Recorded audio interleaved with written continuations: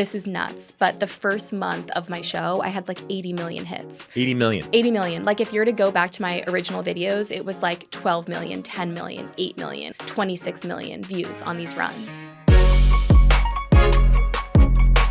Hey everybody, welcome to the Forbes Top Creator Show. I'm Forbes editor Steven Bertoni, here today with Kate Mackz. She is a wellness creator, a podcaster, and a running influencer. That's a new one for us. Kate, thanks for joining us. Thanks so much for having me. I'm so excited to be here. So what is happening in your, literally, pun intended, fast-moving world of jogging, running, interviews? I'm currently watching Bridgerton. I'm like binging the show, and I just interviewed Bessie Carter last week, who plays Prudence Featherington. So that was very exciting for me. Just interviewed Jesse McCartney, but yeah, that's kind of what's happening within my interview show. Just normal motions. We film about 6 episodes a week, and then we also have our podcast that we film after the show. But yeah, I just got married a couple weeks ago. Wow, congrats. We just found out we have a lot in common right before we started filming. Found out that you have a little bit of a history in Westchester and then Bergen County. County. A lot of creators are from New Jersey. So, really? Yes. Okay. So that is good. But Case from Glen Rock, I'm from Ridgewood. We're neighbors. So that's very cool. What was it like with the actress from Bridgerton where you're used to her in like the period costumes, and then she's running with you? How did that work out? Yeah, it was amazing. So we went for a walk. For this one, not a run. But it was so cool to see her dressed down and just in a casual kind of workout outfit. I think that's one of the really fun parts of my show is, when you're thinking about outfit wise, normally you see, like you even said it to me walking in here, you're like, Kate, normally I see you in running sneakers, a ponytail, and activewear, and today I'm sitting here in a formal like dress. Yeah, you're in a chair, like resting Sitting in a chair. Resting heart rate. You're not running. No, so I think that's one of the really beautiful and human things about our running interview show. And for a little bit of context for anybody that doesn't know, I do a running interview show where my hook is I go up to people and I say, hey, how many miles are you running today? And then we continue and go for, any sort of run or workout or walk. And yeah, my guests are typically in activewear. We have had a few people run in tuxes, or we ran with Jason Derulo on the West Side Highway, and he was wearing leather pants and Jordans. So that was a unique I like one. that. Yep. Jason Derulo I also run our Under 30 franchise, and he was one of our early acts at one of our summits, and he came out and he did like 5 costume changes and danced and like was changing his outfits. A lot of leather. There was definitely some like body paint and stuff, but I can imagine that's pretty good. Yeah, he's got energy. Let's go back to the start of this. How did you come up with this idea of a show? How did you become a creator in the first place? Yeah, so my content creation journey starts back when I was 14 years old. So as we mentioned, I grew up in North Jersey in a small town called Glen Rock. And I grew up in a really active household. So I have a twin brother and a brother a year older. Okay. And the sport that we always loved growing up was lacrosse. And yeah, so I was just this active kid. And as soon as I got to high school, I'm 14 years old, and I signed up for the cross country team and then the winter track team, all to kind of get myself ready for my spring lacrosse season. Okay. And it was at the end of my spring lacrosse season that I jumped up to intercept a pass. And as I landed, I tore my ACL, MCL, meniscus. And I was somebody that had never had an injury before. And it was random, but kind of that day I went home, and for no reason at all, I started documenting my journey through this kind of ACL recovery tear process. And I made a video blog, and I just said, you know what, like I'm not alone in this injury. There's so many other kids my age that tear their ACL. So why not make a video blog where I kind of document this experience and show people what to expect when you're going through an ACL recovery. Wow, by the way, another connection. I tore my ACL freshman year football. Oh, it's the worst. Against Passaic. I'll never forget that. But I'm so old, so there was no social media, there was no phone, so not that I would document it anyway. But I know that it throws everything for a loop because, suddenly you've never had an injury before, and now you really don't trust your body anymore. Right. And it's not like you're spraining your ankle or you're breaking your wrist where you come back from that kind of relatively fast. Like tearing a ligament in your knee, as it requires a massive reconstructive surgery. If you're an athlete growing up, when you tear your ACL or any major ligament and have to go through that surgery process, like it really shifts kind of who you are as a person. And it feels like your identity is being pulled away from you in a big way, because all of a sudden you're not doing the same activities that you're used to doing with your peers and, your friends. And it's like life isn't going as you thought it would. So you're documenting this as a way to kind of get through it. What sort of things were you videoing and where were you posting it? Everything. So I had this website called mytale.weebly.com. Every single week I would post an update saying like, this is where I'm at pre-surgery, post-surgery, X, Y, and Z, like every part of my recovery. And it was wild, but through documenting my journey and blogging about it and sharing my story, I had a lot of people come to my blog and start sharing their own stories. And it was this really beautiful space where, it was almost like my story was serving as a mirror for so many other people that were experiencing the same thing. And it was really cool. I was able to foster this tiny community in North Jersey of kids and, people my age that were going through the same injury as me and trying to come back stronger. And then my story is that 12 months later, I retore my ACL. Oh, geez. So I retore that same graft. So you never had that twice. That's Yes. really tough. Okay. But like the wild thing about it was day one of tearing my ACL, I was devastated. Like you'll watch this video and you see this like broken 14-year-old. But you also see this young girl that really just wanted to turn a negative situation into a positive one. And I wanted to show people that like, even though I'm going through something so challenging, I'm going to keep moving forward. And I'm going to show you that you can come back from this, And little did I know I was not going to come back from it. But along that way, I was going to learn all of these new things about myself. I was going to learn the power of the pivot, of the pivot. I always say that. I'm like, the power of the, I can't curse on this, mother effing pivot, It's so real. Yeah. And I also learned that movement is so powerful, especially in a storytelling sense, and hearing all these other people's stories on my blog. But anyways, after I tore my ACL the second time, I remember saying to my mom on our drive home, and I tore it the first day of my summer lacrosse season. So kind of my first practice back. Oh, it's brutal. That's a brutal setback. Yeah. It was a brutal setback. Horrible setback. It's a horrible setback. But I said to my mom, I'm not going to do the surgery again. I went through so much in these past 12 months, not only physically recovering and getting stronger and coming back from this injury, but also like learning so much about myself in a whole new way, because I was able to explore other sides of myself that I never had time to do. Because if you grow up in North Jersey, I was a 3-sport varsity athlete freshman year. So like I walked onto the cross country team, somehow was top 7, and then I was varsity track, and then I was varsity lacrosse, Yeah, intense. Your whole personality is like you're this jock, and obviously Northern Jersey is very competitive in sports and school, and like where you're going to go to college, like that's like that's the pro sport. Where's the high school kids going to go to school like next? Exactly, and just for a little bit of context too, is both of my brothers ended up going on to play lacrosse at Yale, and they won a national championship, which was like the most exciting day of my dad's life, who's like a dad that like my fondest memories growing up are like playing sports in the backyard with my parents, going to their triathlons, Ironmans, and like cheering them on. So like movement really was like ingrained in my household from a very young age. It was a huge part of my identity. But anyway, it was during that year, and then when I retore my ACL, I said to my mom, I was like, I learned so much more about myself this year than I ever had before, because I had time to kind of just explore other interests.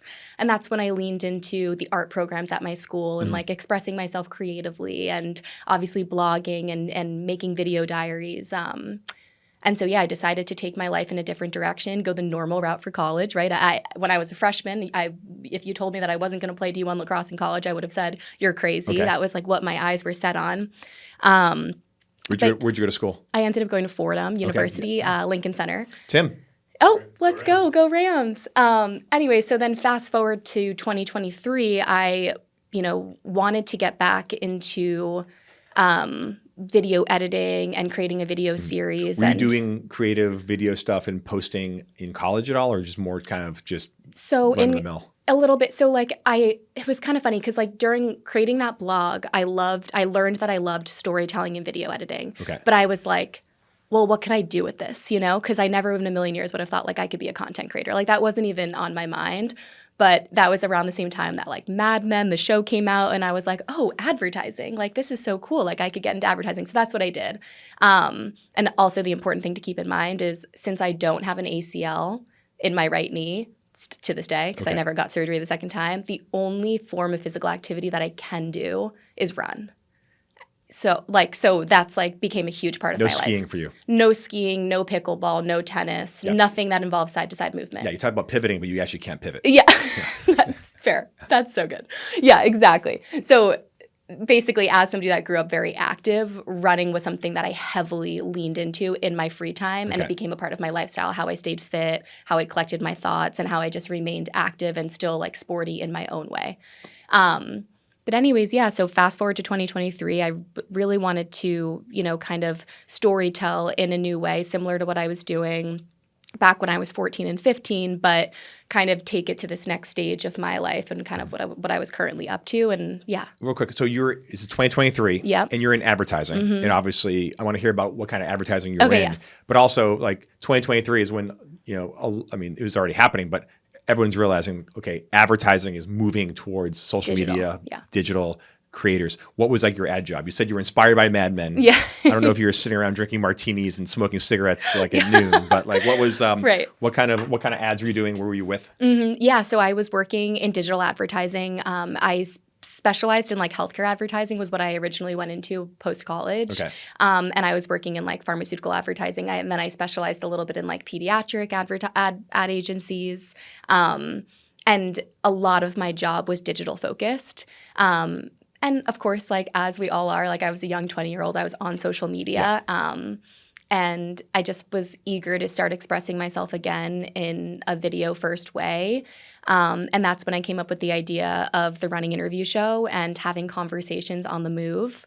And yeah, the show kind of just took off from there. And, the ethos that I had when I was 14 and 15 is the same that I have now. And it really is like, for the broader public to get the world moving. And then for me, it's like, just keep moving and show the power that movement has in conversation and storytelling and just in so many different aspects of life. Tell me, how did you, tell me the moment you came up with this idea? Because there's a lot of like interesting, like social media is all about hooks and carving out stuff and everything from, I always think about this myself, like, oh, what could we do? Like you think about like Hot Ones. Who would have thought like, okay, the premise is like great interviews while eating, spicy chicken, obviously. And, the show me your homes, how much you make. You kind of came up with this moving running premise. Yeah. Where'd that come from? So I love that you mentioned Hot Ones because definitely very inspired by Hot Ones, very inspired by carpool karaoke. Just again, like a different type of interview, but also one that made so much sense for me. Because I think when it comes to social media, it's like, I was somebody that always posted photos online, but I was never taking off as a fashion influencer, Okay. But it was wild because when I started my running interview show, it connected so well. And I think it's because like, that is who I am. Like I'm somebody that movement's a priority for me. I've been a runner ever since. I've been a runner forever. I was always a runner in sports. I was a midfielder in lacrosse. And then when I could no longer play sports, I leaned into running full time. So like it just made so much sense for me. And then I also loved like going to run clubs and being a part of, the runner's world in New York City. I did, the marathon twice when I was in college and I did so many different New York Road Runners events. So it all just kind of made sense and was very authentic to me as a person. You asked how I came up with the idea for the show and the hook. So basically, when I first started the show in 2023, there were a lot of really popular street interviews. Yes. And there was this guy, Caleb Simpson, who went up to people and said, like, hey, how much do you pay for rent in New York? And there was one of my friends who said, hey, can I give you this $1 or should I double it and give it to the next person? Okay. And I want to get to Chris because he's a really important part of our story. But anyways, so when I had the idea for a running interview show, I kind of said to my husband, I was like, well, I have this idea for a running interview show, but how can I make it like social media first? And that's when we had the idea of like, oh, you need a hook. Like you need to kind of mimic this street interview style in your own way, come up with your own format, which is now I say, hey, how many miles are you running today? They say the amount of miles, and then we go for a run. So we leaned into kind of what was popular at the time, which were street interviews, and we took that and we melded it with our idea for a running interview show. I love it. And early on, I read that you were going up to strangers and you were bribing them with running shoes. Yeah. Tell me how that kind of took off. And I want to hear about that. Tell me about the first show. Because like, I don't know, like you seem like a very extroverted person, but also like to go up to somebody, a stranger, and say like, not only can I interview you, but you want to go for a run. Like, tell me about that first episode. Yeah, well, it's funny because I don't know if I'm an extroverted person, actually. Like, I think I'm more introverted, and I think that's why you see me way more often doing one-on-one runs with people than I am, like, leading group runs. Okay. I love meeting people in group settings, but I also just, like, thrive in one-on-one time, which is why my show makes so much sense. We have 2 mics, and that's kind of how it works. Yep. Sometimes we do more than one person, but anyways, that's one part of it. But I think more so than extroverted, I was comfortable comfortable putting myself out there because I really believed in the power of movement and conversations because I saw it with just when I was on my own runs with people or when I was on my own runs talking to my friends on the phone or just talking to myself in my head and, clearing my thoughts or whatever. So there was that. But yeah, the sneaker bribing was wild. So I was working in advertising. I was making no money. And I was like, well, how am I going to get people to run with me? And how am I going to get people to stay till the end of the video? And I was like, it's got to be like, I have to give them a prize. So yeah, I was offering to buy people a pair of sneakers in exchange to do a run with me. I was racking my credit card bill up so high because basically the way my schedule worked was I was waking up early every morning around like 5:30 a.m. First run I would do was like 6:30. Sometimes I would stack my day. Next run at 8, I would meet people on the West Side Highway. We'd go for our run. I would get back to my apartment, edit the first video, and try to have it up before my 9:30 a.m. status call for my advertising job. But yeah, it was pretty crazy. And I was filming like every single day and very quickly like $100 sneakers start racking up. But that's how I kicked it off. So I went into debt big time starting my running interview show. And then within a month, I was able to start getting brands to send the sneakers on my behalf. Wow. And how would you find your volunteers? How would you find your interview subjects? So it first started organically. The first video I ever did, though, I think this is the story of. So this is Chris, the guy who did the show. Can you double this dollar or give it to the next person? And he's kind of an interesting. Not only is he an interesting person, he's a great person to talk about because Chris was like the original street interviewer in New York, and his show went super viral where he would kind of see. It was kind of like a social experiment. What's his handle or what's his name? His name's Chris Chelani. Okay. And he was a big believer in me having a show and doing something outside of my comfort zone, outside of my 9 to 5. Okay. And he was the person I had originally, alongside my husband, workshopped the hook of the video with. So he was the first person I did an interview with ever. Okay. So the first interviews that I did were like friends or mutual friends, and then occasional like random people on the streets of New York. And then you say like, you want to go for a run, and then you like, we'll go in and buy shoes, and then you go for the run? We would buy shoes at the end of the run, or I would it got to the point where I was doing so many videos and like so early in the morning that the stores weren't open yet that the shoes would be shipped to their houses. Like we would order them online. Or whatever. How many people would you have to ask? How many would you get turned down a lot and people just think you're crazy? Or were people kind of, taking the bait, so to speak, early? Like what was that like? So here's the thing with street interviews, if I can be so transparent, is so some of them were random in the beginning, but very quickly as a girl and also like just efficiency sake wise, considering I was literally like managing 2 jobs for like months before going full time with this. I like pre-planned all of my runs. Yeah. And the way I was reaching out to people was over DM, just being like, you down to do this? I'll meet you tomorrow morning. And that's kind of how it happened. So they weren't so random or like afraid of me because they were already down to do it. Yeah, that's like we had Kareem Rama on the show from Subway Takes. Mm-hmm. And it's like, yeah, how you do it? He's like, yeah, it's all planned. He's like, what do you think? Like, I'm just the celebrity on the subway, but it's cool because it looks, organic, but there's obviously a lot of planning and producing in between. How do you film the interview while running? I mean, I know you have like the selfie stick and stuff, but like, were you worried about that? Like, that seems very daunting. Like, how did you decide to do a show while you're literally running through the streets of New York? Yeah, well, it is hard. And I have had situations where I live in Brooklyn along the Brooklyn Bridge Park. And I've had moments on the show where I've nailed the piers like so hard to the point where I'm like, did I just break a rib? Because I'm focused on the person more so than I am myself.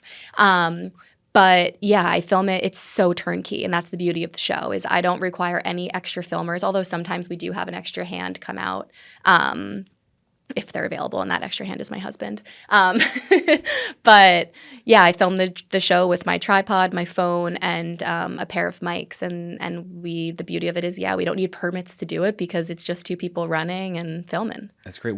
Tell me about your brand. It's such a creative brand. Thank you. How do you build community? How did you build your brand? What is the Kate Mackz brand?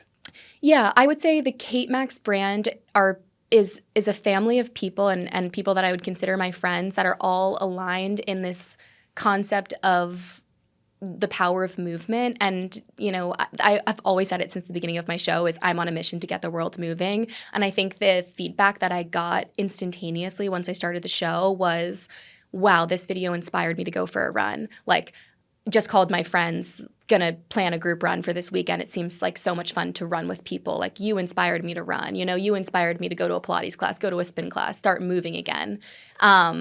So I would say that to me was like real community was, again, this idea of our show is really creating positive impact for people and getting them to move their bodies, which is something that has always helped me. Tell me how the show took off, because you were working a full-time job in advertising, getting up super early, running, filming, editing, and then going to work. Yeah. When did it take off? Was there one video that kind of changed everything? It's so funny because the show took off. So basically, it's important to understand the algorithms and what they're pushing at the time. And when I first started my show in 2023, TikTok was the platform that initially took off for me, and then Instagram followed a little bit later. But still, my TikTok following is higher than my Instagram following. Although I do think my Instagram following is like my stronger audience base, because TikTok's just a little different in how they push out content. But when I was on TikTok in 2023, they were prioritizing long form videos. Okay. So this is nuts. But the first month of my show, I had like 80 million hits. 80 million? 80 million. Like if you were to go back to my original videos, it was like 12 million, 10 million, 8 million, like 26 million views on these runs. And I think it literally was because, it was a fun concept, yes, but the algorithm was pushing these long videos. And my videos aren't short. They're not 30 seconds. They're not 20 seconds. They're not 7. These are like 3-minute to 4-minute long videos, And it's hard to get them to 3 minutes or 4 minutes because we film like 5-mile runs or 3 miles or 2 miles, but still. And you're filming the whole time? Filming the whole time. And then you're just chopping it up to like the best parts? Yeah. I have really funny bloopers of people. Oh, are you done at blooper reels? I should. What is tell me your best blooper or like the biggest disaster. So I was doing a video with Derek Huff from Dancing with the Stars, and we were running with his dog, and we were filming a Greenies ad. This is so random. And we were in Brooklyn Bridge Park, and as we were running, he's like telling a story, we're promoting this product, his dog's eating it, whatever. And I nailed a pier. And like I literally thought I broke a rib. And I was like, the show has to go on. Like we have to get this ad done. And Derek was like, are you okay? And I was like, I'm good. Just keep on going. You're like limping through the interview. Yeah. Yeah. I'm trying to think of other big disasters. Oh, this is a funny one. So I was doing a video with Gabby Thomas, who's an Olympic gold medalist. She just won in Paris. Wow, okay. She's incredible. And Gabby is a sprinter, not a long distance runner, which I didn't realize when we were filming the video, but until we started filming the video, but sprinters do not do long distance. So it was really funny to be running alongside her and having this like incredible runner be like, Kate, we need to slow down. Yeah. Yeah, you're like, I'm actually faster than Olympian when we're going slow. Yeah, I was going to ask, like, has anyone kind of like talked a big game and said, like, I can run this, and then it turns out they couldn't make it? No, I don't. I think, if somebody really can't run, like we'll start walking. Yeah. I think like the biggest part of the show is it's all conversational. So if you have to start walking, like we'll start walking. Although it is really funny when people get breathless because it's so real and human. But I've had some pretty crazy runners come on. Like I did a video with Oz Perlman, who's like an award-winning mentalist. Yes, he's amazing. He's amazing. He should come on this. He's so talented. And he read my mind during the run. Yeah, I saw him at Brilliant Minds in Stockholm, and he just like wowed the entire place, like insane. I like when he read my mind during the run, I was like, that was crazy. Yeah. Like I literally have no idea how he did it till this day, and I still look back at the footage and I'm like, I just don't get it. But yeah, he's really impressive. But he is like I'm going to say it, like a sicko runner. Like he will get off a plane at the location he's performing in and run a marathon. Like he's done Spartathlons, everything. Wow, so he's like serious. Yeah. He's not like, I'm going to run on the treadmill for 3 miles at the Hilton. Like exactly. Okay. So I have so many people come on that like kick my butt, and then it's kind of me like trying to keep up, which is also funny because then you see me like dying, you know? So you started posting videos, and you're getting 80 million views. Well, that was compiled for the first month, yeah. And then it starts evening out, guys. Yeah. But you started posting and getting really good traffic. Mm-hmm. Tell me, what happens next? Well, what happens next is I started getting brand deals, and I was just so shocked by I never understood the creator like economy or the creator industry until you never understand it fully until you're in it.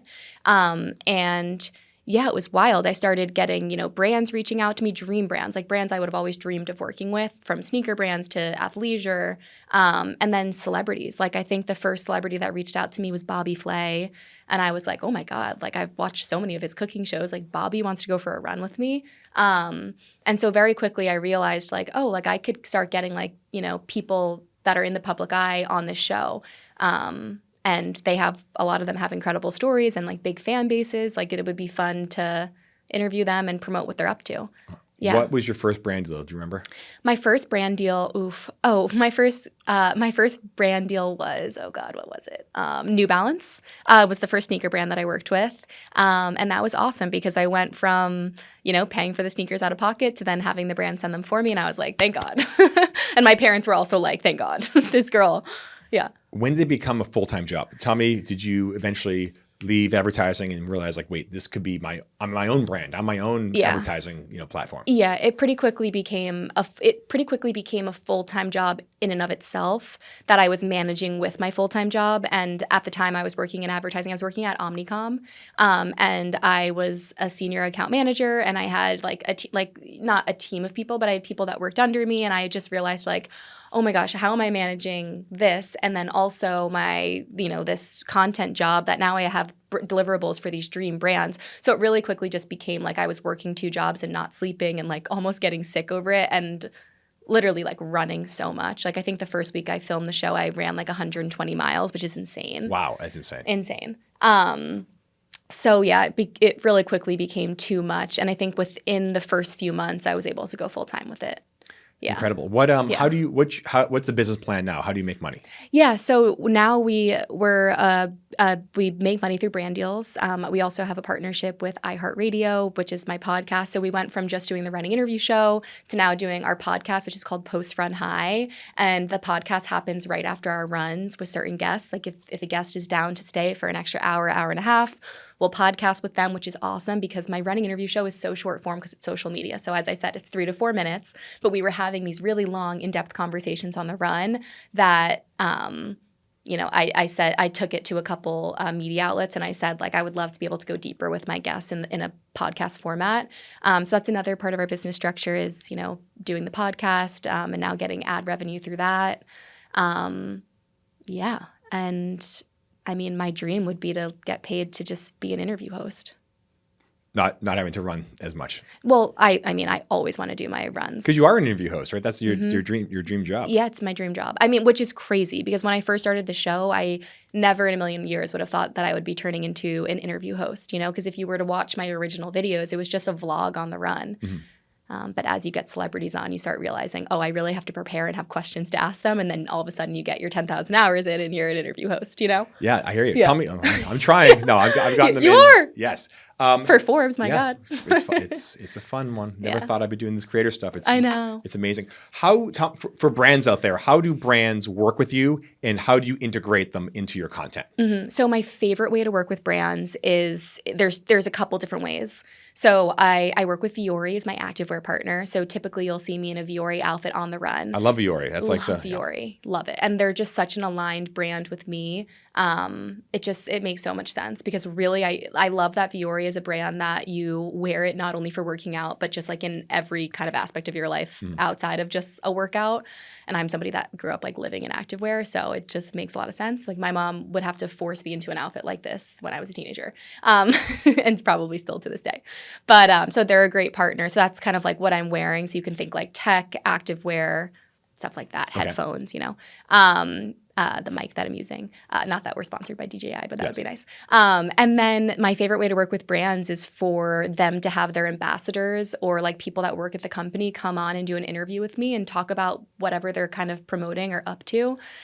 We just did a brand deal that I posted today with Mejuri, which is a jewelry brand, and they're doing a big push into the sportswear space with jewelry that you can move in. Mm-hmm. And they have this whole campaign for Mejuri Play, and it's really cool to see brands kind of venture into the active space.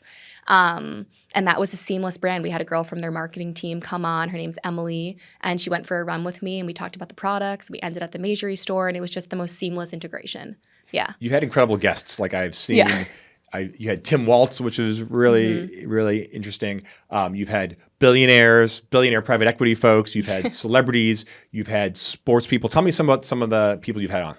Yeah, I mean, yes. So as you mentioned, we had Tim Walz on. We've had John Gray on. We have We have a BBDO executive coming up, which is going to be a dream for me because I came from the advertising world. It's going to be cool to talk to him. He's a creative director at BBDO. Yeah, we've had actors. We just had Jesse McCartney on. The video will be coming out soon, which is very cool for, all the kids that grew up in the 2000s. He's obviously iconic. Yeah. Obviously, Gabby Thomas. We've had Sydney McLaughlin on the show. We watched Jared Leto repel off the Empire State Building. I've made bagels with Joe Jonas. I have done a run with Oz Perlman, and he read my mind, an award-winning mentalist. We have done so many incredible videos. We've done videos with Olympian, Paralympic athletes. Just incredible stories. How do you book your talent? Yeah. And is there like a method to the madness, or is it a lot of inbound, or is it people you're interested in? Tell me how that goes. Yeah, it's a combination of. It's so funny because when the show first started, it was me reaching out to people, and I was and that was a full-time job in itself. Outreach is a whole thing. Like, guys, I really was not sleeping. Asked my husband, he was like, she was not sleeping. But it's like a lot of outreach. Now we work with an incredible booking team that helps us book talent as well. I love interviewing athletes. I love interviewing founders. I love interviewing people that work at companies, and I think that's because I come from a corporate background. And those videos really resonate with my audience because a lot of my audience knows that I come from an advertising background, and maybe they work at those companies as well. So yeah, it's such a combination. My management team also, sometimes they represent people that want to come on the show. So it's word of mouth, and it just is kind of something. It's like a wheel that just greases itself at this point. Yeah. What is like a typical day for you? In now that you were working 2 jobs, you weren't sleeping, now you're in this full time. Yeah. What is like a typical day, typical week? Tell me how a show works. So, my typical routine is I wake up early, I go for my own workout, run, whatever kind of class, just to get my workout in because I really believe in that post-run high or post-workout feeling. I think it sets you up for success in your day. So I'm always up early kind of getting in some form of movement. And then we now have an office in Brooklyn, which is so cool to say, but I think it's important when you work for yourself to have a space that you go to outside of our tiny apartments in New York. So I have an office in Brooklyn. We have team members that come into the office that work for us. And yeah, my day, it varies. Like, we travel a lot for the show. So some days we're, driving to a golf tournament that's going on. We just interviewed Rory McIlroy at the BMW Championships. So it really depends. Like, every day is different. And I feel like so many content creators will say that. But I would say for the most part, my day is spent prepping for an interview, interviewing somebody, or traveling to an interview, or editing. We do I edit a lot of my videos. I also work with editors. It's like nonstop video production going on. You try to do how many videos you do a week? Or it depends on how many videos do I film a week? Yeah. I film anywhere from like 5 to 6 videos a week. Some weeks it's more. Okay. And then we try to put out 3 running interviews a week, and we do 1 podcast a week. I'm trying to get to the point where we do 2 podcasts a week, but we're just not there yet. What are you seeing with you mentioned early on TikTok was favoring long form and you really took off. Yes. What are you seeing now in terms of cadence, in terms of what works well on Instagram, what works well on TikTok, what works well on YouTube? Like, tell me how that all goes. Each platform is so different. I would say right now what I am seeing a lot of creators that are blowing up right now doing really well is personal content. So personal storytelling around themselves, saying like, come with me to find the best bagel spot in New York City, just an example. Yeah. But kind of that selfie, FaceTime style video, I think is doing really well for people. And I'm seeing a lot of growth in that category. So like, we're trying to integrate a little bit more of that into my content while still staying true to ourselves, which is wanting to be an interview host. But I think every platform really is different. I think TikTok and Instagram are becoming more similar, but I see Instagram more as a platform where you can really foster your community because you've got stories and you can create like group chats and be able to like talk to everybody directly as if you're texting your friend. So yeah, and then YouTube is a beast, like you guys know. It's just like a totally different platform. There's thumbnail testing, and then there's full-length video and editing, and just then there's shorts from that. So it's crazy. Yeah, people have thumbnail consultants. Yeah, it's that important, which as well. How do you choose? What is your production company like? Do you edit everything yourself? Do you have people work on thumbnails? How does that kind of go? Yeah, we have somebody that works on thumbnails specifically. I'm involved in like everything. I would like to say, like I help everybody with each of their roles. But we have somebody that's amazing at thumbnail, or in my opinion, really good at thumbnails. We're constantly iterating them. So I wouldn't say amazing yet because it's not like we're doing that well with our thumbnails yet, but like we're trying. I think that's the biggest thing is like every platform, you just have to iterate and then consistency is key, you know? But yeah, we have somebody that helps with our thumbnails. We have people that help out with the running interview show edits because those are a grind. Every running interview show episode takes like 8 hours to edit. Wow, okay. They take forever because it's like an hour of content that we're condensing into 3 minutes to tell somebody's story. So you have to like scrape through everything and then still keep it fun and like whatever. Yeah, there's just a lot. We have somebody that does the full videos on YouTube. Yeah. Do you edit differently for TikTok than you do for Instagram, or do you kind of create one vertical and put it up there? I just do one vertical and put it up there. Yeah. What is like you just how you started the podcast? Yeah. What and you said you can't believe now you interview people for a living. Like where do you see this going? If we're talking in a year or two, like what is like the goal? What's the dream? The dream for me is to continue like mastering the art of conversation. You know, I have realized through this, it's like, a lot of people talk about creator burnout, and I think it's funny because yes, being a creator can be exhausting. There's certain days I wake up and I don't want to be on camera, right? But at the same time, I love getting to know people. I love hearing people's stories. I love connecting with people. So 10 years from now, 20 years from now, I just want to continue storytelling and interviewing people and continue honing that skill because interviewing is a skill. It's like as soon as I shifted from doing my short form interviews to my podcast, it was different because having a short form conversation is very different than having a long form conversation. So I feel like I just have so much to learn, and I hope that I can just stay in this space and continue having like meaningful conversations with people and continue spreading my ethos of let's get the world moving. Yeah, it is tricky because we do the long form podcast here, but then we clip it up and want to make it short for YouTube, make it short for, long for YouTube, short for Instagram, TikTok, LinkedIn. And you said it's always changing. It's always iterating. Who would be your dream guest? Ooh, okay, I have 2 dream guests. I feel like I would have more if I had like sat with it for longer, but the 2 people that have always immediately come to mind are Jimmy Fallon. I love late night shows, and I just think he's hilarious. If I could make Jimmy Fallon laugh, it would like make my day. I just like love him, love watching his shows, always have. All right, we put that in the universe. Yeah, Jimmy Fallon. Jimmy, if you're watching, here we go. Actually, that was what Oz Perlman, he read my mind and said, Jimmy Fallon's your dream guest. It was crazy. But that's very specific. Yeah, it was so specific. Yeah. So Jimmy Fallon, and then the other person who I would love to have on my show is, 2 people. Allie Love from the Today Show. She's also a Peloton instructor. We do a lot of work with Peloton, and she for so long was the MC for the New York Nets, or the Brooklyn Nets. And then Katie Couric. Yeah, so Katie Couric, Jimmy Fallon, Allie Love. Come on my show, please. Yeah, you love the TV, the old school TV host. I do. That's awesome. Yeah. What would be your dream run? In like location or person? Location. Because all these people have to run. Katie Couric, Jimmy Fallon, they got to Allie Love, they got to lace it up and run with you for sure. Yeah, it's so true. I think with Jimmy Fallon, I would love to do a running pizza tour of New York. I just think it'd be funny, and hit some like New York hotspots. But I'm trying to think of a dream run. Ooh, I don't know. The beauty of running is you can run anywhere. Yes. And I never know what my favorite video is going to be because especially when you're running in New York, you just never know what's going to happen. Like some runs are just so spontaneous. And so I feel like I don't know my dream run yet, but we'll work on that. We'll work on that. Yeah. What is the best part about being a creator? I want to say like the power that putting yourself out there can have, right? Like the opportunities that I've been able to have just through putting myself out there online and connecting with people through movement has been incredible. We referenced so many of the people that I was able to go for runs with and so many of the brands that I now work with. And that really is a dream come true, especially as a girl that like got her start in advertising, wanting to work for all these incredible brands. Like the fact that we get to work with them and also get to work with these big ambassadors is just incredible. I feel like a lot in business, you talk about like getting your foot in the door. And I think content creation for me has been like such a cool way to get my foot in the door and express myself creatively, and hone this skill that I never thought I would hone, which is interviewing. And I think there's a really beautiful thing about chasing your passion and something that gives you energy, and also just allowing the universe to take that passion in maybe a way that you wouldn't expect, which for me is becoming an interview host.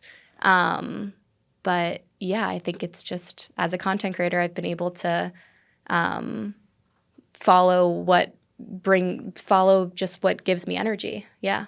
And we got to talk about the downside. Yeah. What is the worst part about being a creator? Ew, we all know what the worst part about being a creator is. I think the worst part about being a creator is there's a constant feedback loop, and sometimes it's positive, which is amazing, and sometimes it's negative. And I think the most important thing as a content creator is knowing that, it's funny, I just interviewed John Party the other day, who's a country singer, and he said to me, and I loved this, was that when he signed with his label for the first time, his manager said to him, "Welcome to the fishbowl. This is where it gets real."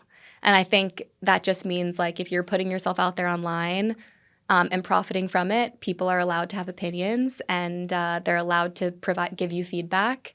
Sometimes it's good, sometimes it's bad, but it comes with the territory and you just have to keep moving.